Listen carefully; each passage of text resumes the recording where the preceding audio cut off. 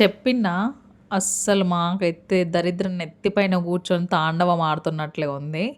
అసలు ఏంటో ఏమో నాకు అర్థం కావట్లేదు. వచ్చిన ఫోటో దిగిన సెక్రటరీ సారు అందులో అప్‌లోడ్ చేసిండంట.